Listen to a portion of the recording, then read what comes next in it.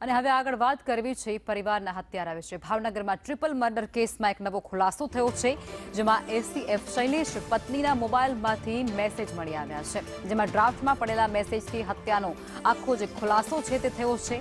હત્યા પહેલા Shailesh ખાંભલાએ message type કર્યા હતા। પત્ની ઘર છોડીને જતી રહી હોય તેવું તેમાં મેસેજમાં બતાવવામાં આવ્યો હતો। મોબાઈલ એરોપ્લેન મોડમાં હોવાને કારણે મેસેજ સેન્ડ નહોતા થઈ શક્યા। પોલીસે મોબાઈલમાં મેસેજ સહિત ચેટની ઊંડાણપૂર્વક તપાસ હાથ ધરી છે।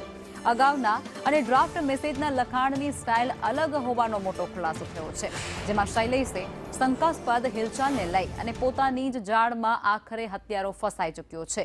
ભાવનગરમાં ફોરેસ્ટ એસીએફે કરેલી પત્ની અને 2 સંતાનોની હત્યાને મામલે આ મોટા સમાચાર અને મોટો ખુલાસો જે ત્યારે થઈ રહ્યો છે। ટ્રિપલ મર્ડર કેસમાં આ નવો ખુલાસો પત્નીના મોબાઈલમાં જે ચેટ મળી આવી છે, ડ્રાફ્ટ સ્વરૂપે જે સેન્ડ નહોતી થઈ શકી તેને લઈને મોટો ખુલાસો થયો છે અને આખરે જે આરોપી છે તે પોલીસના સકંજામાં ફસાઈ ચૂક્યો છે।